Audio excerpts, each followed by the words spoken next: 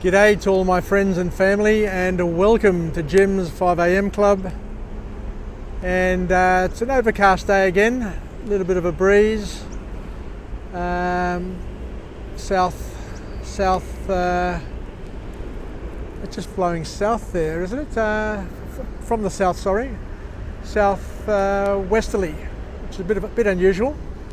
But it's a mild day, overcast, and I'm down here surrounded by all these beautiful petals from the jacaranda trees.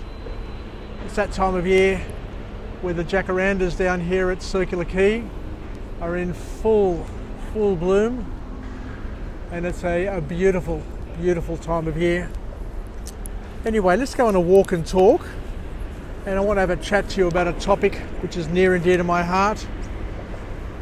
We often hear the term the smartest person in the room, and you always wonder who this mystical person is when they talk about the smartest person in the room. And I remember years ago they used to refer to the Macquarie banker, or the person who worked at Macquarie, as being the smartest person in the room. But since then I heard somebody articulating it a little bit better, and that the smartest person in the room isn't really the person who you think it may be. But according to a book that I recently read, and I forgot the author, I forget where I got this one here, but it impressed me. It impressed me, so I thought I'd share it with you as well today while we go on this walk and talk. But the book's made a very valid point, a strong point, saying that the smartest person in the room is not the one who blabs the most, not the one who takes charge, not the one who's the bossy boots, not the one who thinks they are the smartest in the room, but the smartest person in the room is actually the person who listens and learns. What a powerful statement that is, and what an endorsement it is to life learning and being a person who is willing to continue to grow and develop, and not to think that they've reached a pinnacle at any stage of their life, but to know that they are on a journey, a lifelong journey of learning and relearning, training and retraining, and that they're at some stage going to be in a position to live, learn and pass it on. So the challenge to all of us is to be the smartest person in the room. And as we said, in order to be the smartest person in the room, you need to be humble, you need to be measured, and you need to know that we all have a gift of learning. We've got a gift of time, but we need to make the most of that gift. And in order to make the most of that gift, we need to set ourselves up in a way that will enable us to take steps every single day of our lives to grow and develop. So the smartest person in the room is always going to be that person who is willing to learn, who is willing to listen, who is willing to contemplate and to mull over the things that they're hearing, the people that they're engaged with, and not to think that they are the end and end all of everything.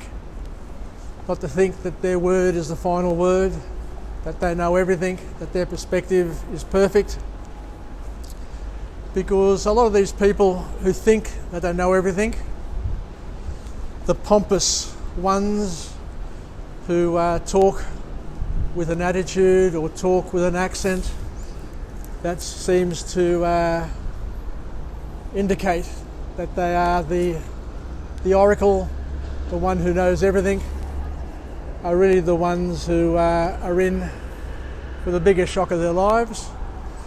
For as we learn, or as the ancient Greek philosophers have allowed us to learn and to be informed by the following, that the more you learn, the more you're capable of learning, of course, but also the more you know, the more you realise that there's a lot that you don't know. So I also want to couple this message up with another message, that youthfulness, your ability to tap into youthfulness is available for your entire life. For youthfulness is a thirst and a yearning to continue to learn, to continue to grow and develop.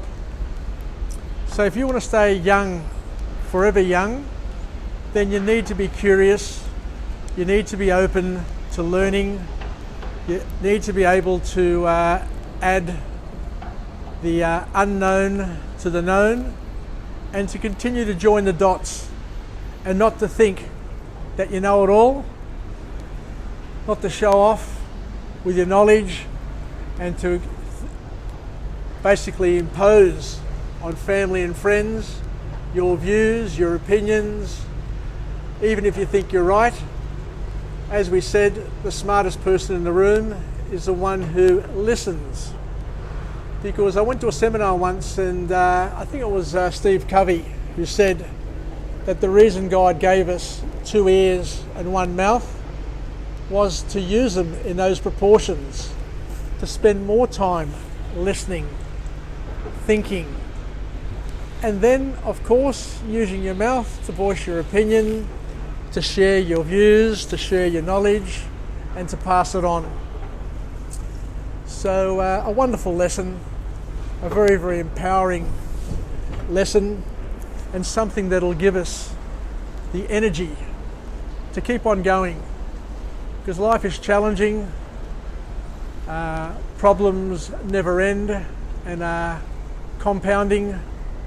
You know, you start with one problem, you solve one problem, and before you know it, you've got a half a dozen other problems.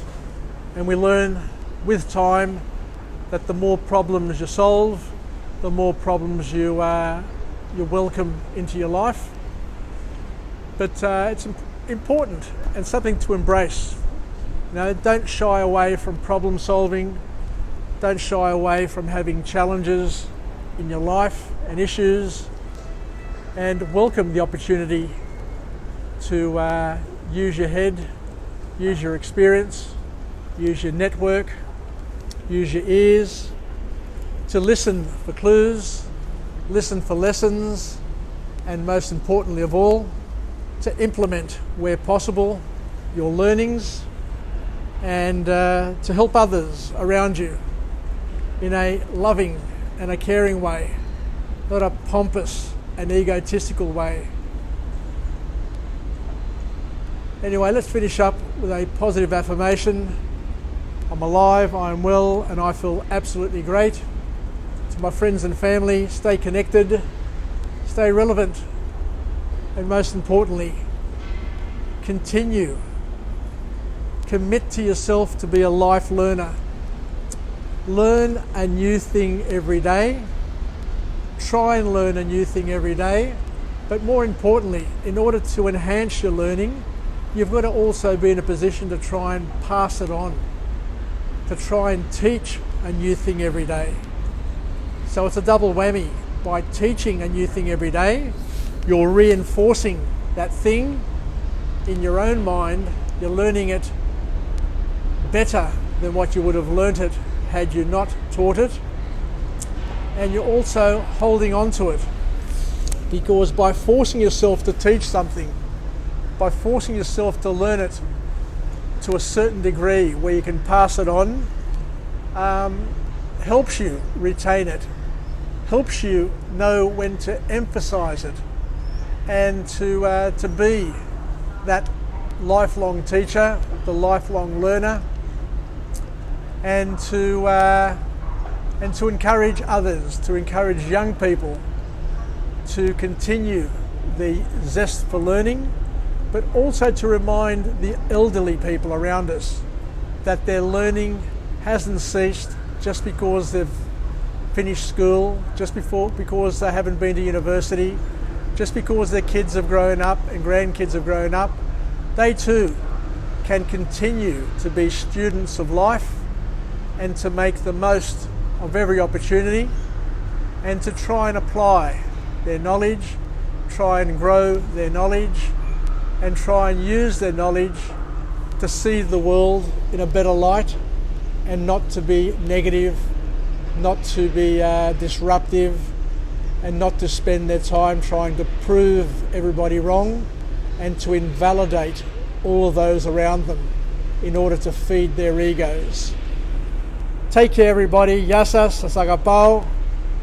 I look forward to coming to you again tomorrow from another location, highlighting the beauty of this city of Sydney, and also I look forward to bringing to you another experience, another lesson from a book summary, maybe a song or an observation, but something that will help us get through the day, get through the morning, learn something new, and I look forward to hearing your lessons as well and your observations. So let's continue this growth path. Let's be partners in each other's growth and development, and know that we all have a story, we all have something to pass on, and it's up to each and every one of us to encourage each other to share those life experiences and turn them into a shared experience. Yasas, take care, and we'll chat again soon. Bye bye.